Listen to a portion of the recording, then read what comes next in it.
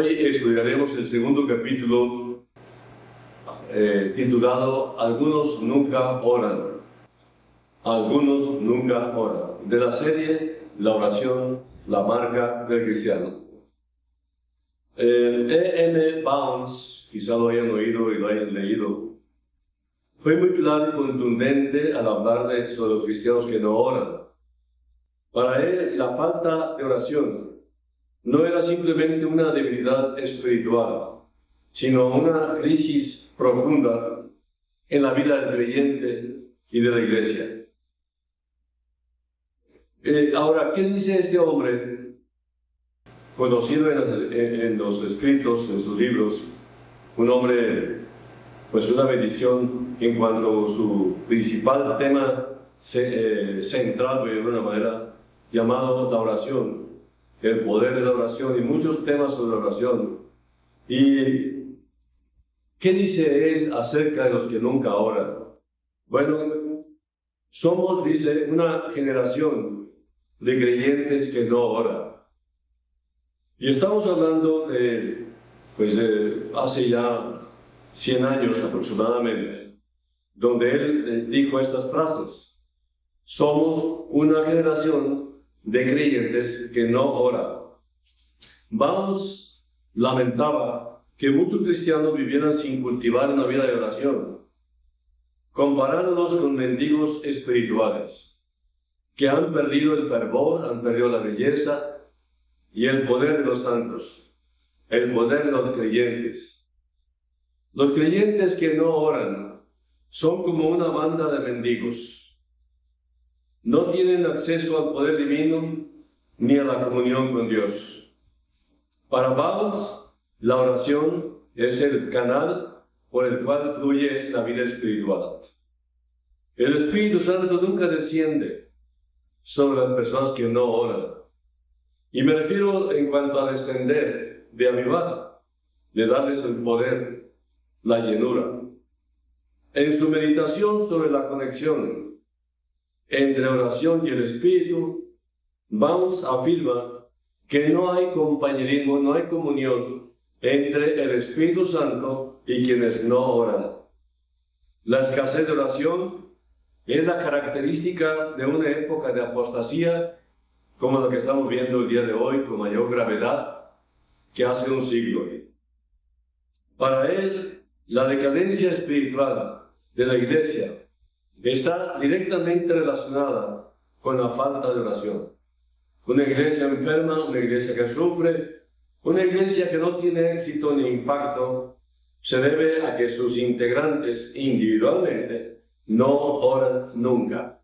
Siempre están pensando que la responsabilidad es del pastor o la responsabilidad es de un líder. No, es individual. Y basta que una sola persona no tenga este cargo de oración para que venga el fracaso de una iglesia. Es como cuando un cuerpo tiene un miembro de su cuerpo enfermo, todo el cuerpo se duele. Asimismo, cuando un creyente no tiene este cargo de la oración, todo el cuerpo de la iglesia sufre ese tremendo deterioro. Ahora, ¿por qué es tan grave no orar? La oración es el motor del alma y de la iglesia. Sin oración no hay poder, ni santidad, ni comunión con Dios. Solamente orgullo, solamente vanidad e engreimiento.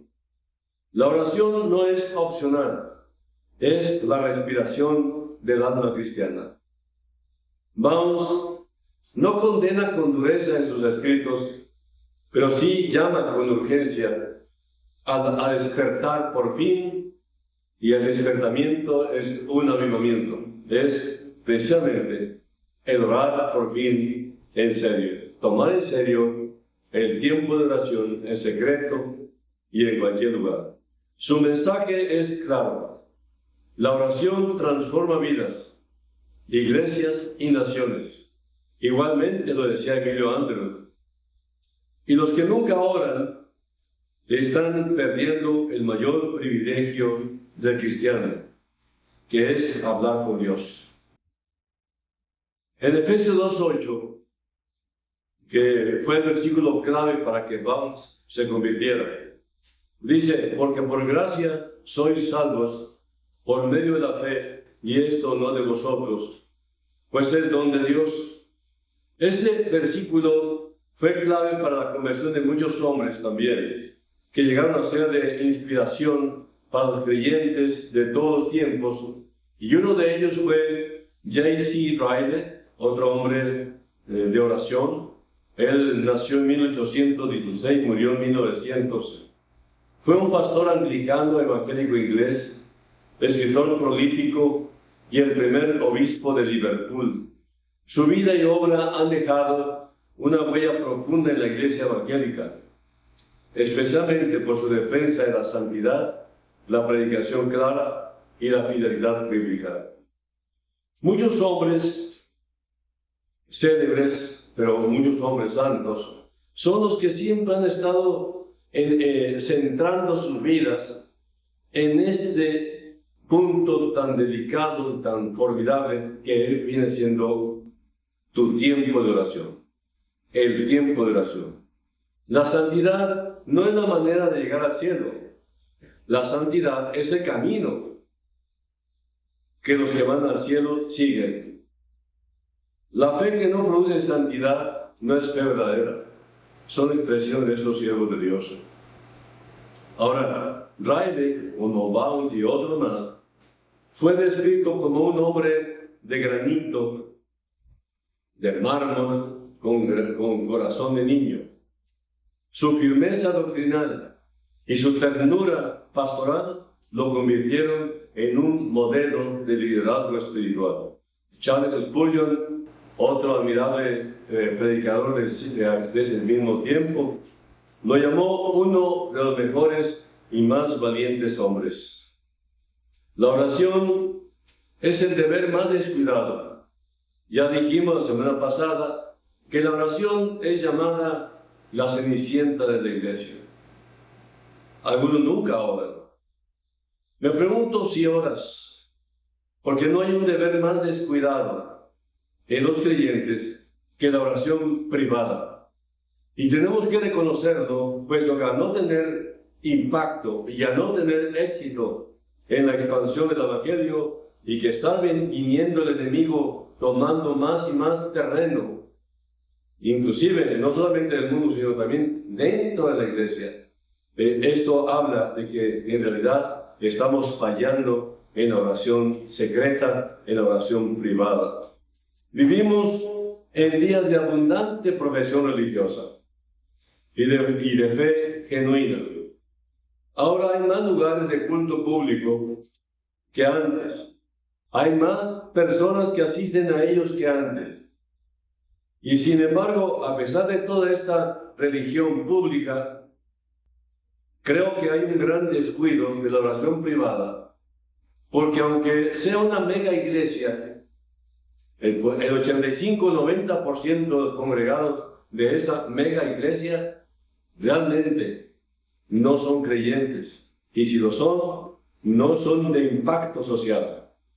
Entonces, creo yo que este es uno de los asuntos privados entre Dios y el alma que ningún ojo ve. Por lo tanto, uno que los hombres están tentados a pasar por alto y también dejan de hacer. Creo que cientos de miles nunca pronuncian una palabra de oración en absoluto. Ellos comen, ellos beben, ellos duermen, ellos se levantan, van a su trabajo, regresan a sus hogares, respiran el aire de Dios, caminan sobre la tierra de Dios, disfrutan de las misericordias de Dios, tienen cuerpos que se están muriendo, tienen juicio y tienen eternidad por delante, pero ¿saben qué? Nunca le hablan a Dios. Viven como las bestias que perecen. Se comportan como criaturas sin almas. Ellos no tienen una palabra que decir a aquel en cuya mano está su vida y aliento, y todas las cosas, y de cuya boca deben recibir algún día su condena eterna. Hoy el Señor está diciendo, venid a mí, pero mañana dirá, a todos que me rechazaron, apartados de mí. ¿Cuán terrible es esto? Pero si tan solo se conocieran los secretos de los hombres, nos daríamos cuenta de cuán común es. Dice Romanos 2:16, en el día en que Dios juzgará por Jesucristo los secretos de los hombres, conforme a mi evangelio. Algunos usan fórmulas o métodos repetitivos.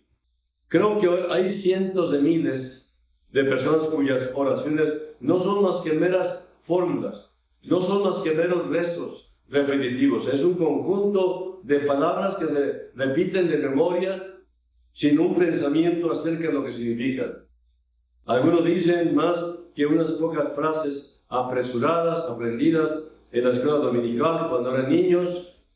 Algunos se apegan a la oración del Padre Nuestro de Mateo 6, repitiendo, pero sin el menor deseo de que estas peticiones solemnes puedan ser concedidas. Incluso muchos de aquellos que balbucean sus oraciones después de que han ido a la cama, mientras se bañan o se visten por la mañana, la gente puede pensar lo que le plazca, pero no pueden depender de aquello que ante los ojos de Dios no es orar.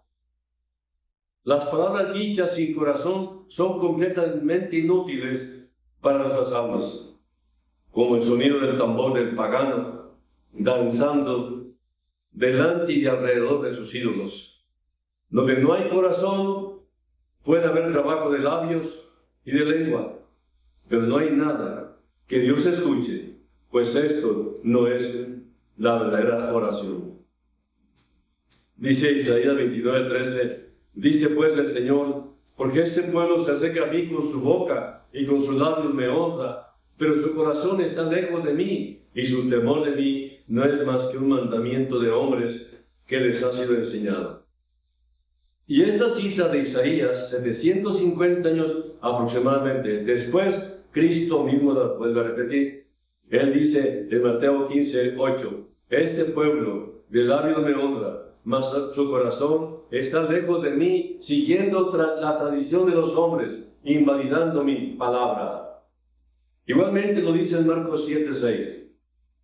Hipócritas, bien profetizó de vosotros Isaías, como está escrito, este pueblo de labios me honra, mas su corazón está lejos de mí. Saulo de Tarso pronunció muchas largas oraciones antes que el Señor lo encontrase en el camino a Damasco, pero no fue hasta que su corazón fue quebrantado que el Señor dijo en Hechos 9:11, Él ora. Y el Señor le dijo, levántate y ve a la calle que se llama derecha y busca en casa de Judas a uno llamado Saulo de Tarso, porque he aquí, él ora. ¿Por qué los hombres no oran?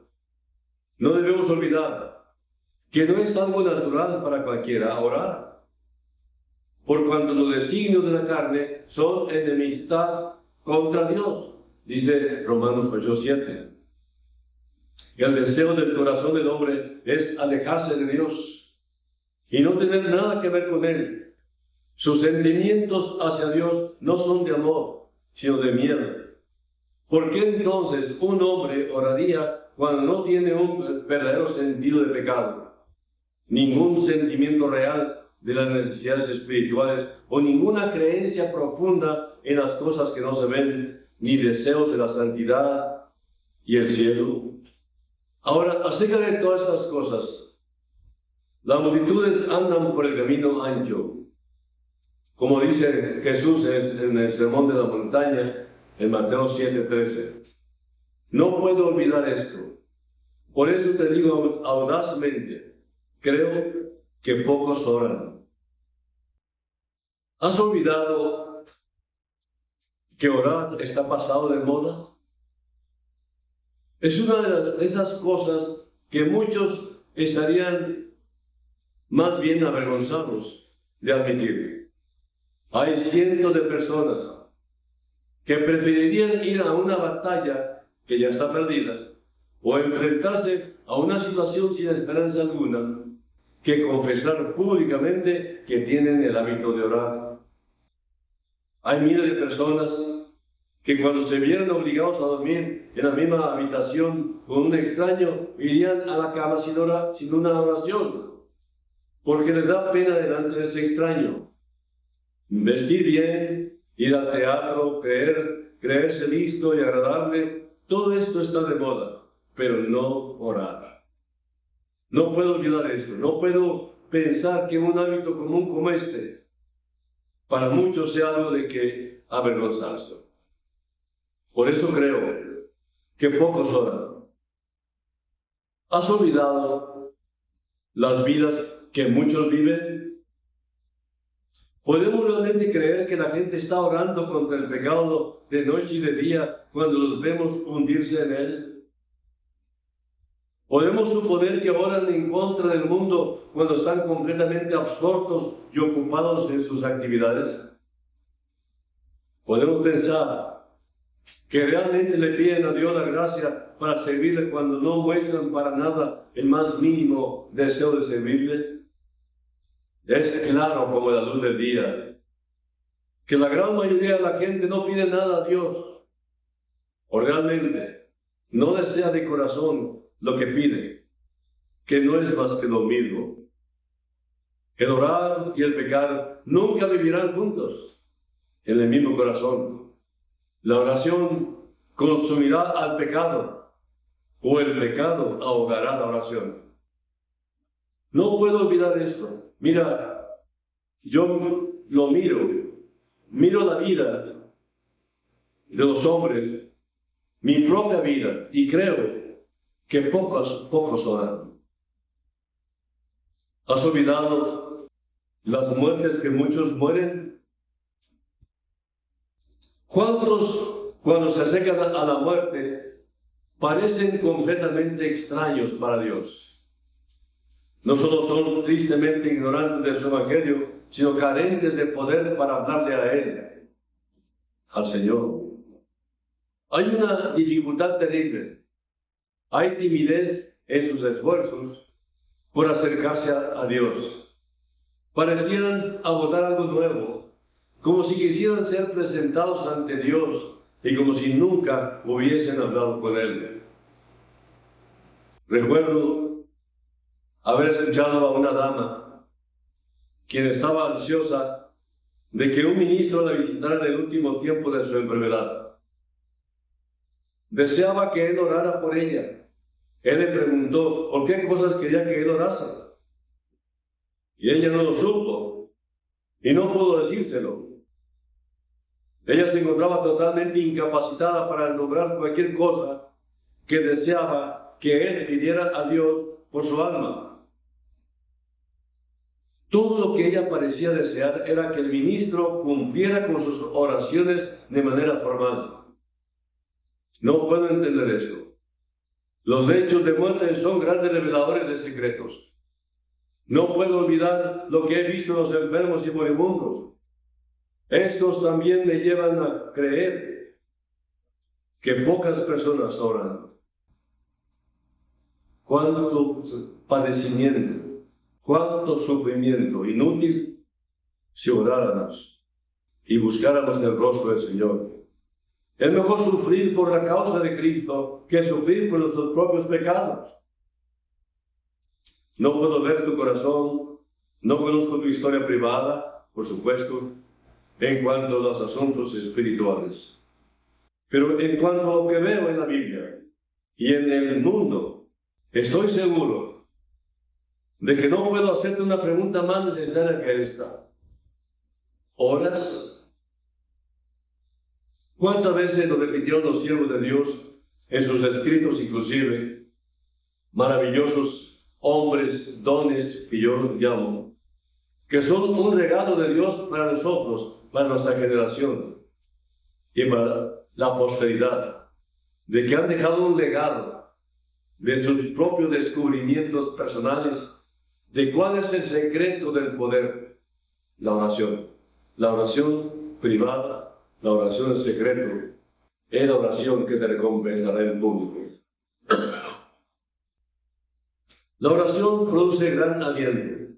Uno descansa cuando ora, pero para empezar a orar se requiere esfuerzo, porque no estamos acostumbrados. Y la carne se opone a toda costa que te relaciones con Dios. Mira, el diablo no te va a impedir que te congregues. El diablo no te va a impedir que leas la Biblia. Pero sí te va a impedir a toda costa que te pongas a orar. Porque el diablo sabe que la oración es el poder de Dios en tu vida. Dios está listo siempre. Y me pregunto si oras, porque la oración es un acto de la fe cristiana en el que encontramos un gran aliento. Si los hombres solo lo intentan, de parte de Dios encontrarán todo para facilitar la oración. Todo está de su lado. Al principio te vas a quedar mudo, tal vez. No estás acostumbrado a elaborar una oración que te llene, que te parezca adecuada, pero el estar con el Señor en esa actitud humilde, que el Espíritu Santo pondrá palabras en tu boca en ese momento. Todo está de su lado. Se anticipa cada ocasión.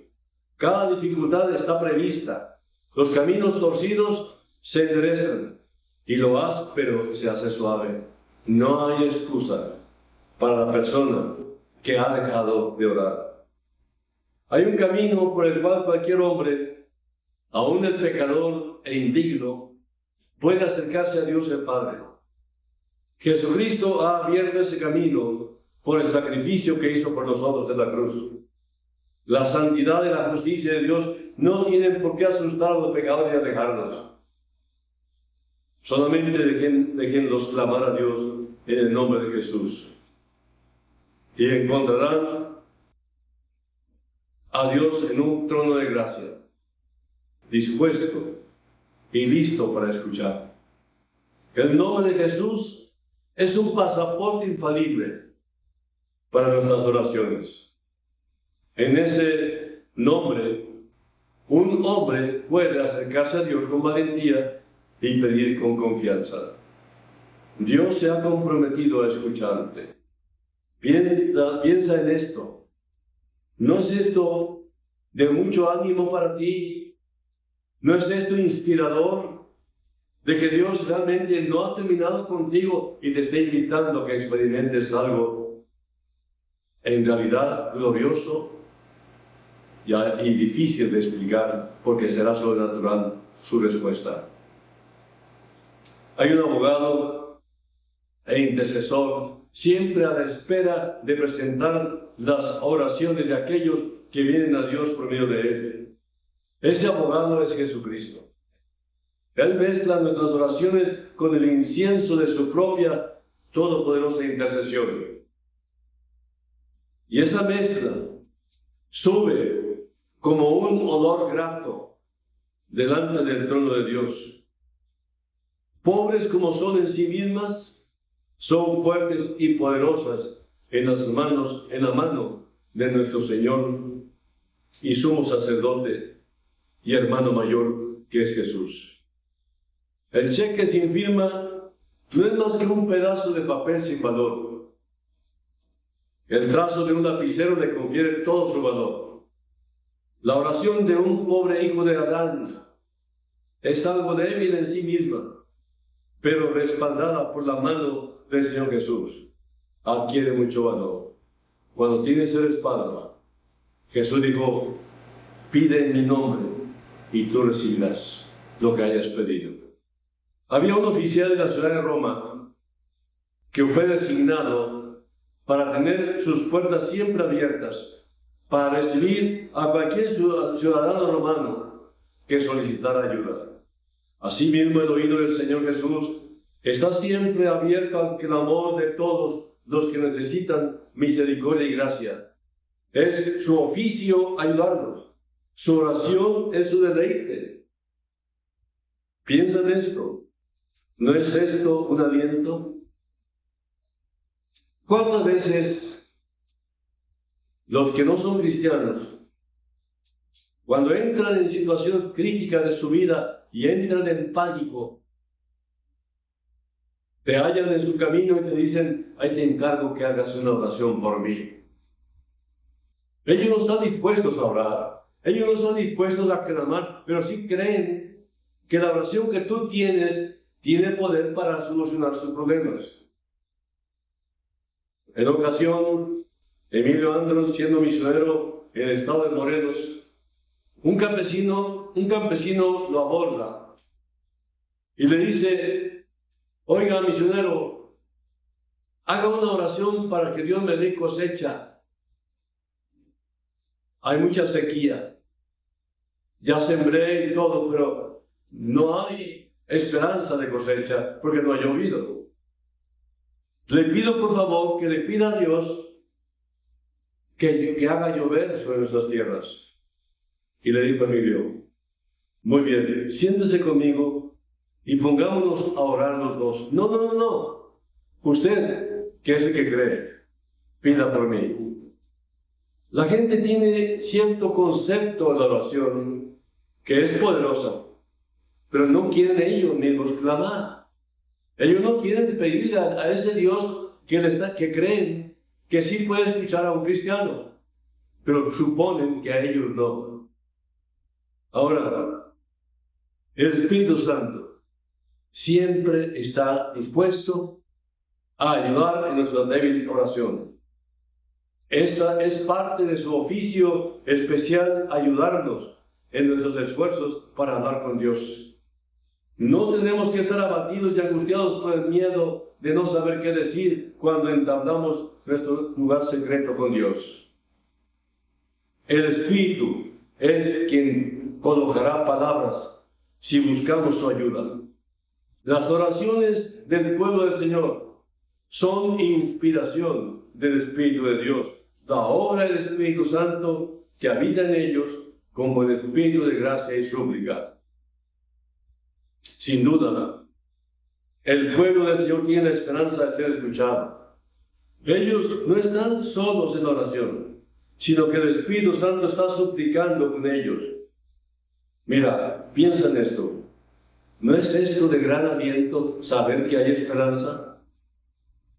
Si empezamos a orar, dice un corito, este lugar tiembla. Dice que Elías oró y fuego cayó. Oró Josué y el sol se paró. Esto es verdad, porque lo dice la Escritura. Y podemos ver esas verdades hoy en día si hacemos también oraciones sencillas o simples, como de un niño con su padre. Hay grandes y preciosas promesas para aquellos que oran. ¿Qué quiso decir el Señor Jesús cuando pronunció palabras como estas? Pedid y se os dará, buscad y hallaréis, llamad y se os abrirá, porque todo aquel que pide, recibe, y el que busca, halla, y al que llama se le abrirá. Eso está en Mateo 7 y 8. Y todo lo que pidiereis en oración creyendo, lo recibiréis, lo dice Mateo 21-22. Y todo lo que pidiereis al Padre en mi nombre, lo haré, porque para que el Padre sea glorificado en el Hijo. Si algo pidiereis en mi nombre, yo lo haré. Juan 14, 13 y 14. Realmente es un compromiso de Jesús. Cuando Él prometió que en su nombre, bueno, oremos en su nombre y tengamos los resultados de lo que el Señor prometió, si oramos. ¿Qué quiso decir el Señor cuando pronunció las parábolas del amigo a la medianoche o aquella viuda importuna o inoportuna de Lucas 11, 5 y Lucas 18, 1? Piensa en esos pasajes. Si esto no es un aliento para orar, estas palabras no tienen sentido. Hay ejemplos maravillosos en las Escrituras del poder de la oración. Nada parece ser demasiado grande, demasiado duro o demasiado difícil de hacer para la oración. Con oración se ha conseguido lo que parecía imposible y fuera de alcance. Se han logrado victorias sobre fuego, tierra, aire y agua. La oración abrirá cualquier puerta cerrada. La oración abrió el Mar Rojo. La oración trajo agua de la roca. La oración trajo pan del cielo, aquel maná. La oración hizo que el sol se detuviera. La oración convirtió el consejo de Ahitofel en necedad. La oración derrocó al ejército de Sennacherib. Bien pudo decir la reina María de Escocia. La reina María de Escocia dijo: temo las oraciones de John Knox más que a un ejército de 10,000 hombres. La oración ha sanado a los enfermos. La oración ha resucitado muertos. La oración ha procurado la conversión de las almas. El hijo de la oración, dijo un viejo cristiano a la madre de Agustín, nunca perecerá. La oración, los dolores y la fe pueden hacer cualquier cosa. Nada parece imposible cuando un hombre tiene el espíritu de oración.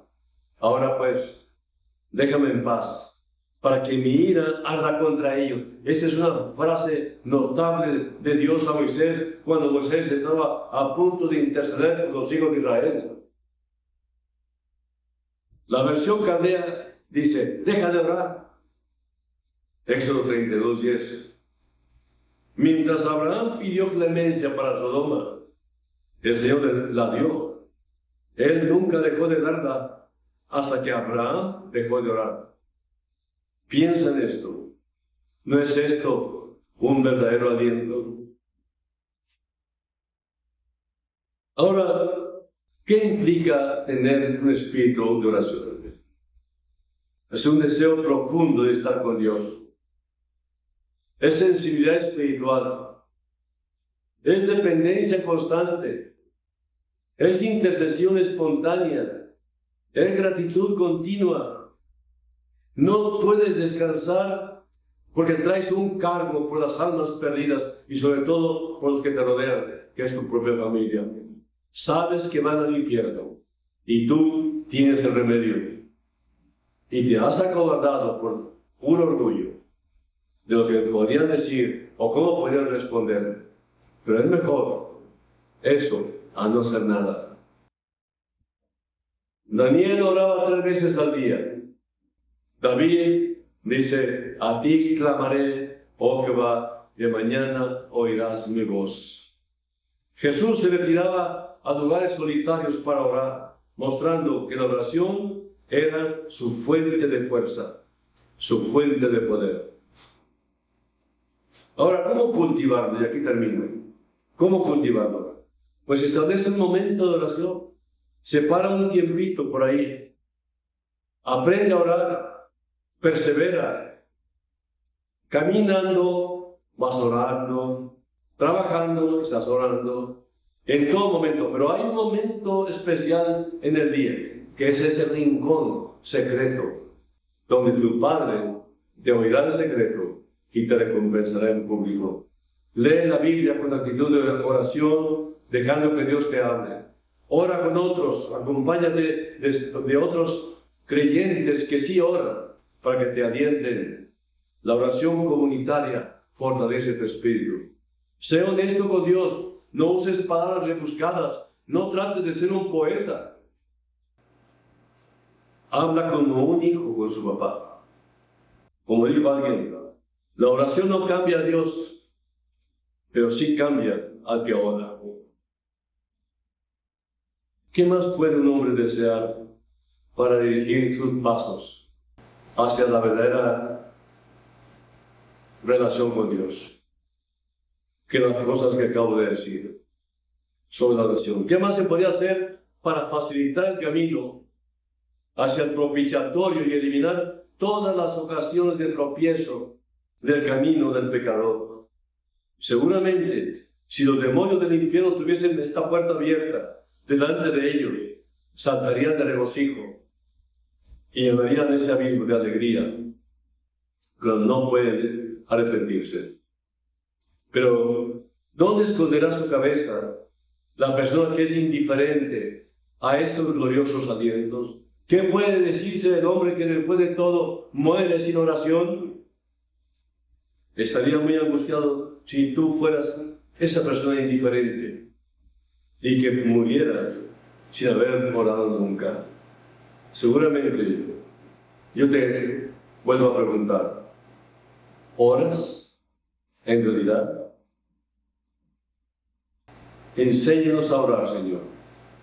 Tú lo hiciste con tus discípulos cuando te preguntaban, y tú les diste este patrón llamado la oración del Padre Nuestro, como la manera en que podíamos colocar nuestras peticiones delante de ti. A ti sea la gloria y sea todo honor. Como dice tu oración que nos dejaste, Padre nuestro que estás en los cielos, santificado sea tu nombre. Que sea santo tu nombre y sea santificado en nuestros labios, en nuestra conducta, en nuestros ojos, en nuestro andar y caminar por la vida. Que todo lo que hablemos sea santo, que sea para la gloria tuya. En el nombre de Jesús. Amén. Que Dios bendiga y nos vemos la próxima.